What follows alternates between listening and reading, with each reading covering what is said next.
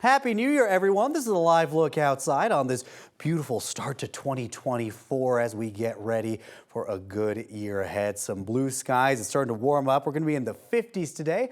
We're going to check your forecast here in just a few seconds with Ed Green. Jordan Java's here alongside Angeli McCall. Happy New Year's Day. Happy New Year's Day. You know, this is a question I've been wanting to ask you. Okay. Do you say Happy New Year's or Happy New Year? I say Happy New Year unless I'm making it possessive for New Year's Day. Because we were covering New Year yesterday, you know, New Year's Eve. And yeah, a lot of people, it was interesting. Like some people say New Year's, some people say New Year's Day. It's one of those things. It's like, what do you say? Whichever one you want to judge, or you're going to say, we're not going to judge you, I promise. Well, to kick off the new year, the minimum wage is also going up across Colorado. All businesses in Denver are now required to pay their employees a minimum of $18.29 an hour. This is a 5.8% wage increase to keep up with Denver's high cost of living. Boulder County's minimum wage is also going up to $15.69 an hour, and the state's minimum wage will jump to $14.42 an hour. And a new year means new laws taking effect in Colorado. One of those new laws focuses on apprenticeships. It directs state agencies to work with schools and trade industries to make more apprenticeship pathways for graduating students. Others focus on strengthening incentives for businesses transitioning to employee-owned business models and creating clear and fair working standards for those employed in clean energy. When new projects are coming forward, either by a utility or a generation company, a transmission company, whatever it might be, they need to be done at a high standard and make sure that they're paying a livable wage for the Colorado workers. Senator Hansen says these laws work together because they want high standards for new clean energy projects, and they need a pipeline of new workers who are able to get those jobs done. And other laws taking effect in the new year includes one to give domestic violence survivors more rights in court. Right now, survivors don't have the same rights if their case ends up in municipal court. That will change this month. The law also requires courts to report domestic violence cases to certain databases. And there are also a few new laws for renters, one of which caps pet deposits at a refundable $300. Pet rent cannot be more than $35 a month or 1% of the monthly rent. The law also bans insurers from denying a policy based on a dog's breed. And starting this month as well, the cost of EpiPens in Colorado will be capped at $60 each, only if your insurance is regulated by the state. If you do have one of those plans, you don't have to do anything. The cap automatically goes into effect. And for the full list of laws taking effect today in Colorado, you can text the word laws to 303-871-1491. We'll text you back with a link to this story on our website, 9news.com. Taking another live look outside right now. Again, a beautiful live look over Horsetooth Reservoir. As I mentioned, we are going to be warming up into the 50s for this afternoon. Let's get a check of your forecast now with Mr. Ed Green. Happy New Year, my friend. Well, Happy New Year to you both. Pretty nice day, right? It is a nice day. Thank you for ordering that. You're welcome. Yeah. As far as our weather goes, we have a couple of systems heading away. One's a weaker system, comes in Thursday. One's a little stronger system, comes in Sunday. We're watching them both. First of all, let's take a look at what we've got going on. And it is a pretty nice day around here. So as we take a look at Grand Lake, partly cloudy skies. That's a pretty shot right there. And this is Lookout Mountain with partly cloudy skies as well. Lots of sunshine to go around. And that's what we're seeing right downtown with blue skies and 48 degrees out at the airport right now. We do have a system that is pushing into the southwest, and that's going to push some clouds over our area, and that's what you're seeing right now. We'll see that this afternoon, maybe a few mountain snow showers. Then it moves out. We'll see mostly clear skies tomorrow morning, and tomorrow afternoon we're back to sunshiny conditions. So 38 degrees in Greeley, 48 in Denver. We're 35 out in Grand Junction right now, and that's 13 degrees warmer in Denver than we were yesterday at this time, 18 degrees warmer in Colorado Springs. 52 is where we're going today with 40s and 50s, both east and west, and 30s and 20s for the high country. And for tonight, 20s and 30s east and west, teens and single digits for the high country. Increasing clouds today, 52 degrees. Then for tomorrow will be 46 degrees. How about 48 on Wednesday, 43 on Thursday? There's that chance for snow showers. Friday, we're at 40 degrees. And then Saturday, not a bad day, 45 and partly sunny. All right, Ed, thank you. Right now, police in Commerce City are searching for a person of interest in a shooting sometime this morning. Police say it happened at 78th and Dahlia, though they didn't say when exactly it happened. Police are calling it a homicide, but have not released any other details about the victim only that the suspect and victim knew each other, and they don't believe that this was random. Police say they are looking for this man, Angel Lozano. He is 19 years old with brown hair and brown eyes. He is 5'10" and 180 pounds, and he was last seen wearing an orange sweatshirt and dark pants. According to police, he could be armed or dangerous, so if you see him or know where he might be, you are asked to call 911.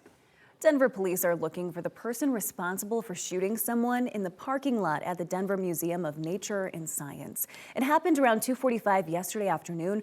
Police say the victim is male, but they didn't share his age. No details about the suspect yet or what led up to the shooting. The museum says most of their operations were not impacted. Police in Aurora say a teenager is seriously hurt after a shooting outside of a home. It happened around 5 last night near Emporia and Colfax. Police say that a young teenage boy is in the hospital. They have not shared any details about a suspect or what might have led up to the shooting. They are asking anyone with information on the shooting to call Crime Stoppers. A mother from Colorado Springs accused of killing 2 of her kids and injuring a third is now in custody. Investigators say Kimberly Singler was arrested in the United Kingdom. This started on December 19th when police got a call about a burglary. When they got to the home, they found a 9-year-old girl and a 7-year-old boy dead inside. Investigators said that they also found a woman, later identified as Singler, along with another child, an 11-year-old who was hurt. They were both taken to the hospital. A week later, investigators put out a warrant for her arrest. Now, they haven't said how they found her or where exactly in the United Kingdom that she was found. The kid's father says they were in a divorce and custody dispute and were supposed to be in court the day after the initial 911 call. Police say they'll share more information soon, but for now, the 11-year-old is safe. And one person is dead after a car crash early this morning in Denver's Montbello neighborhood. It happened around 5 a.m. in the area of 53rd Avenue and Chambers Road. Denver police say a van was driving north on Chambers when it hit an SUV at 53rd Avenue. A passenger inside the SUV was also killed. Police say they don't know exactly how many people were inside of that van or if they were hurt because they ran away from the scene. Police are currently investigating, but if you know anything, call Denver police. Like a car may have, holy cow, someone just blew up, guys, again. Yeah, this was the view last night for drivers on I-70 near Floyd Hill. A burning semi blocking lanes on the westbound side of the highway near US 6 for about an hour. Within the last hour, we have learned that 2 people were hurt. Colorado State Patrol tells us that their injuries were minor. They responded along with officials from Clear Creek and Evergreen. All lanes are back open this morning. The election year is officially here, and experts say there are a few big issues that we can expect the presidential race to focus on. We want to start with the growing tensions on Capitol Hill, though. Already, there's an impeachment inquiry into President Joe Biden. Also in Washington, the House ousted Speaker Kevin McCarthy last year.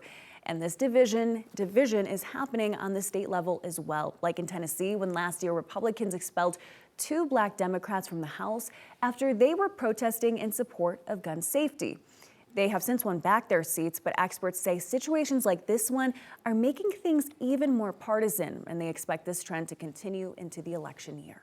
And experts also predict immigration will be a big talking point this election cycle. Recently, we have seen more people crossing over the southern border in one day than ever before. Texas Governor Greg Abbott is sending migrants to other states across the country without warning. And leaders across the U.S., including here in Colorado, say they are out of resources. And that's something that lawmakers will need to tackle when they return from holiday break. Here's CNN's Amy Kiley. The U.S. is ringing in the new year with migration and funding concerns threatening to explode. When you're talking about 10% of the budget to allocate for cities on this, that's unsustainable. Preliminary government numbers show record migration at the southern border in December. Texas Governor Greg Abbott says his state can't handle the surge, so he's sending migrants north. They're being told that they are in the city of Chicago, literally dropped off in the middle of nowhere. I find that to be inhumane and unconscionable. Likely, we will see more people die as a result of the inability of governments to really address the humanitarian needs. In Congress, both parties say they want to address the border crisis, but Republicans say it has to come first. That leaves Ukraine and Israel desperate for aid as they grapple with new casualties and destruction, some just hours into the new year. I cannot come back to South Carolina and talk about giving aid to Ukraine and Israel if the border is still broken. And that's not the only budgetary battle awaiting lawmakers after the holiday recess. The federal government is running on stopgap funding. Without a deal, it could shut down in about a month. I'm Amy Kiley reporting.